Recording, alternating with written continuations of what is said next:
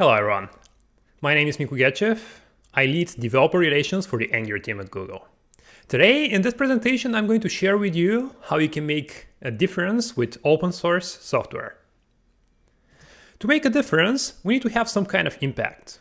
We're going to frame this impact into the context of our professional growth. To grow professionally, we'll focus on three aspects. For most people, to feel satisfied with our career, we need to be able to make an impact that we find valuable to the world. Contributing to something bigger than ourselves gives us a sense of purpose. At the same time, for most of us, working for free is not really an option. We need to make money so we can make a living, have food, pay rent, and entertain ourselves. To not burn out over time, we need to work on things that make us happy. If our work feels like play, we'll have a happier, more fulfilling, and less stressful life. People have been thinking how to find a fulfilling, satisfying career for a while. In fact, in Japan, they have a term ikigai, which translates to a reason for being. There are many blog posts and articles that talk about how we can find our ikigai. Often, a reason for being is represented as the intersection of four circles. Finding what we're good at, what we love to do, what the world needs, and what we can get paid for. Sounds simple, right? Find what we're good at and enjoy doing, get paid for it, and make sure the world needs it. This way, we'll most certainly have a satisfying life at work. Well, if it was that simple, I have ended my presentation right here and we'll have all been able to have the perfect career that suits us and makes a difference in the world. Real world is way different than this simple model though. There are a lot of variables and people are all born in different contexts with different trade-offs. Let us look at this graph again through a different lens this time. For example, we need to find something we're good at. But how to get good at something in the first place? It is not trivial to become a professional engineer, a doctor, or an artist. Even though talent can help here, it can just speed up the process without taking us all the way to the destination. What can you get paid for? Well, I don't know. There are so many things we could be doing and we don't really know what are all the options out there.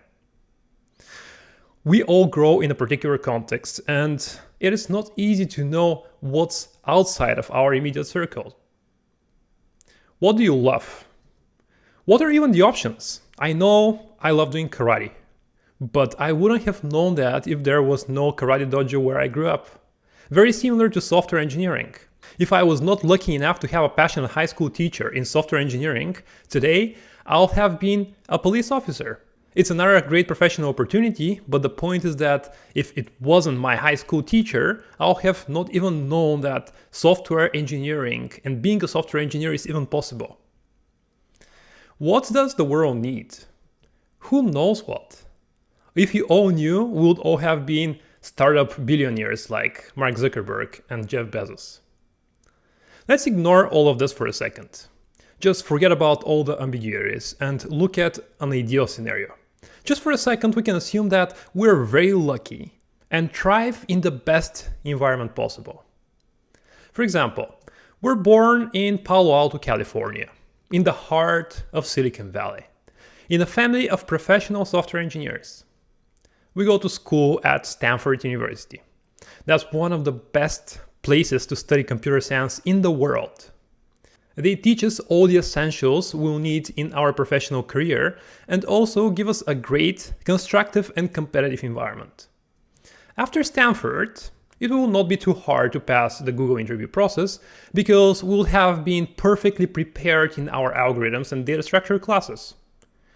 We spent a few years at Google working on a popular project that got traction. We're satisfied with the impact we're making and also with our paycheck. With Stanford and Google on our resume, it's very easy to raise venture capital, so we become a startup founder and change the world with our product. Here is how our resume could look like. A Stanford graduate, specialized in distributed computing and programming language design. software engineer at Google with impressive accomplishments, expert in functional programming, distributed systems, and programming language design. This sounds fascinating, right? Often in the movies that make it seem like people who go down this path are just very talented superhumans. But let us look how lucky we need to be for this to really happen. First, we need to have the crazy chance to be born in Silicon Valley. Second, we need to be extremely privileged to be in a family that values education and can direct us to software engineering. This is a skill that is very highly valued in the world. We are lucky that Stanford University is next door and our parents helped us prepare for admission by sending us to the right schools. At Stanford, we are lucky to get the best computer science education in the world. And we're so very fortunate to be able to afford the fees, which are tens of thousands of dollars a year. There we have the chance to be surrounded by passionate people in a very constructive environment. People who can help us grow our network. Institutions such as Google and Stanford provide certain guarantees that their employees or students pass a certain bar. All this just validates our skills. Notice how many times I said the words chance, lucky, or fortunate. A lot of times. I did a quick, very rough calculation to see what is the probability for this path to happen. For all these circumstances to be on our side. The number I got is this. About 1 out of 10 million people gets that chance. What about the rest of us? If we rely on being fortunate to get down the happy path, to make a difference and have a satisfying career, we better be very lucky. I didn't go this path, but I'll tell you more about myself in a little bit. Before that, let us have a look at an alternative scenario, using open source to find our ikigai. First, let us clarify what open source means. Open source is denoting software for which the original source code is made freely available and may be redistributed and modified. Notice the original source code is made freely available. That's the key word. Many people I've talked to think about contributing to open source or open source itself as free work. That's true to an extent, but there is so much more to it. There is a global network of software enthusiasts on GitHub. People are sharing code for free and constantly exchanging ideas in a very cooperative, competitive, and usually constructive environment. Let us explore how we can use open source and GitHub more specifically to find our ikigai. First, what do you love? Well, GitHub offers you to explore the topics of the projects out there. For example, if you have interest in programming language design, you can explore all the different compiler projects. If you're interested in bioengineering or medicine, feel free to explore all the projects about COVID-19. All these projects are very dense and concentrated bodies of knowledge where you can learn a ton. If you want to explore any of the topics further, there is Wikipedia, which is another free resource with very open collaboration model. Next, let us just explore what we can get paid for. Most large tech companies are already on GitHub developing open source. Having a peek at one of the organizations, Google for example, you can see that it holds about 2,000 projects. Google engineers are getting paid to build all these projects, so there is definitely an opportunity if Google is spending so much money on that. For example, I'm now getting paid for contributing to Angular, which is one of Google's open source projects. As an open source contributor, you will not get paid immediately. But I, for example, got hired at Google thanks to similar work in the open source community. Open source also covers what the world needs. The popular projects on GitHub are often connected to what people find valuable. A great example is the Linux kernel. It is used by billions of devices around the world. So open source helps us discover good opportunities that allow us to grow our knowledge and make a difference to the world by contributing to them. Let us explore how open source can help us build our skill set further and grow our profile. I mentioned the plethora of resources already available on GitHub. These are all free resources. You can look at the source code of a project and learn different coding techniques and algorithms. This by itself is already a huge amount of concentrated knowledge. Another thing that open source offers is hands-on practice and validation with world's greatest experts. For example, Kelsey Hightower, he is an engineering director at Google. He has made plenty of contributions to the Kubernetes community. Sarah Drasner is also an engineering director at Google. Sarah was part of the Vue team and now she's managing the whole web department at Google, including Angular. Sir Tim Berners-Lee is the creator of the internet. Do you know what is common between all of these people? Well, they are all on GitHub. And you can work with them. You can work with them no matter where you are. You just need a computer and internet connection. Sir Tim Berners-Lee, for example, leads a project called Solid, where he explores different models on the internet with decentralized data ownership. You can contribute to his project and your code will be reviewed by the creator of the internet. Tim Berners-Lee will be your coworker just for a day. Isn't that fascinating? So do you remember the original resume of John Doe, who was born in Silicon Valley, went to Stanford, worked at Google? Let us compare it with the resume of Jane Doe, a hypothetical open source developer. She worked on different projects she was passionate about and made a difference with them. For example, she is interested in the Linux kernel and she improved the performance of the NVIDIA drivers with X%, making a difference in the whole world, because Linux is already used on billions of devices. Her pull request was reviewed by Linus Torvalds, the creator of Linux. Jane also worked side by side with Tim Berners-Lee on Solid, developing a truly decentralized data ownership model for the internet. Jane grew her skill set, worked with some of the brightest software engineers, and made a difference to the whole world from her bedroom just by pushing code to GitHub. Now let me share with you a way more modest story, but still a validation that what I just talked about is not a fantasy. I'm currently somewhere around here, in Telegraph Hill in San Francisco. But originally I'm from a place far away, actually about 10,000 kilometers away. I was born in Troyan, a town with about 20,000 people in Bulgaria, right in the mountains. As I mentioned earlier, I was very lucky to have a teacher in high school who was very passionate about software development, and he helped me to get started. After that, I went to study computer science in Sofia University, and I remember there in Sofia spending countless of hours in the local cafe just looking at different projects on GitHub. I was contributing to Angular daily in whichever forms I was finding possible. For example, blogging, pushing code as code patches, Stack Overflow answers, libraries, applications, and so on. The Angular team members, Google engineers, were reviewing my code, and this was a way to mentor me. They were pretty much mentoring me this way. This way I received mentorship from world-class specialists, just by being in Bulgaria and they being in Silicon Valley. Having invested that much time into the Angular community, I found a gap. I found something which allowed me to contribute further. Discovered an opportunity to develop a tool for static code analysis of Angular applications called Cololizer. The Angular team was already familiar with my open source work, and they saw Cololizer as an opportunity for the project. Google adopted it internally and also introduced Cololizer as part of the official tooling for Angular. As of today, Cololizer has over 101 million downloads. Together with other contributions I made to open source projects such as Angular, Go with My Linter Revive, and others, I got to meet the president of Bulgaria, who awarded me for my work.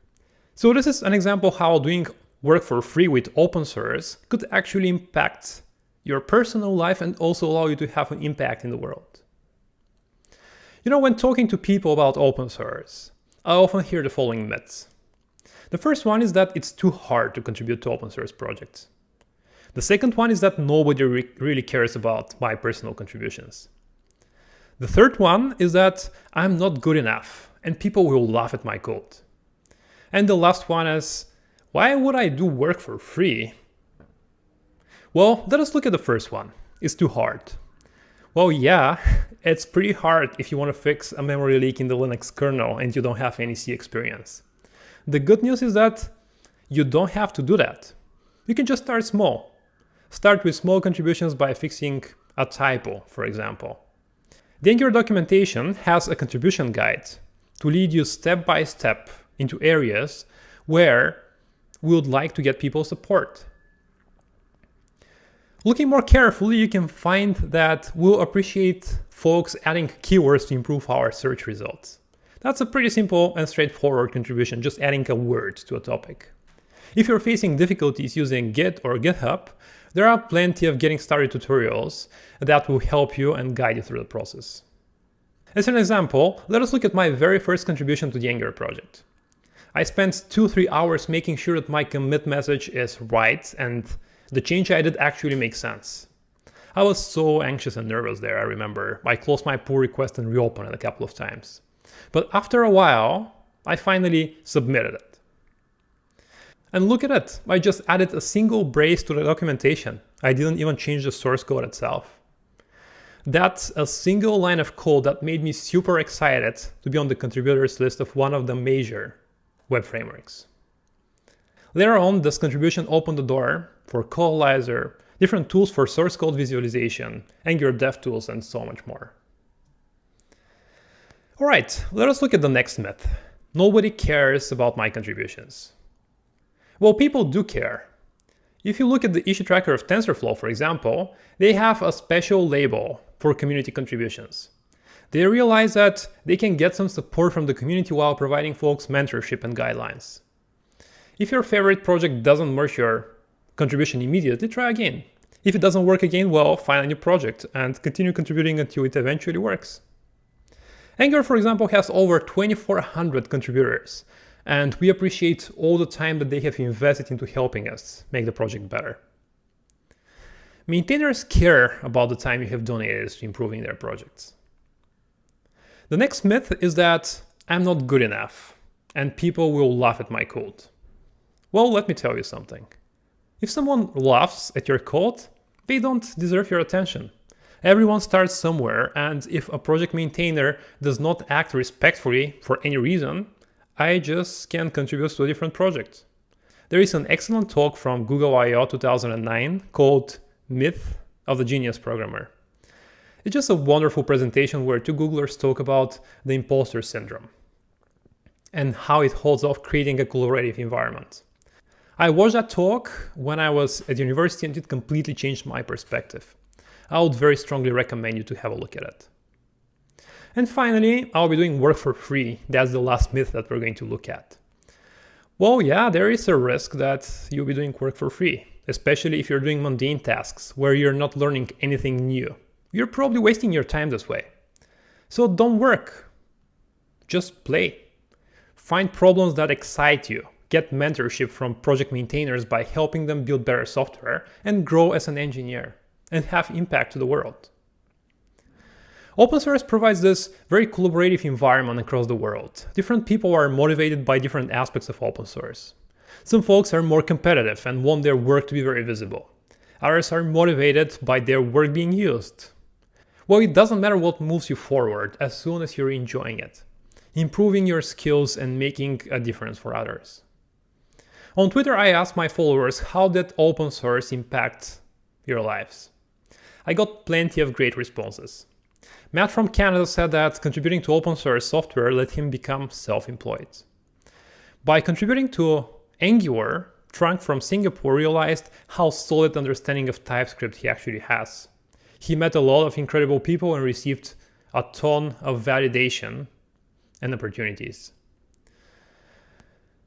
Open source gave profession to Alexander, as well as a thriving community.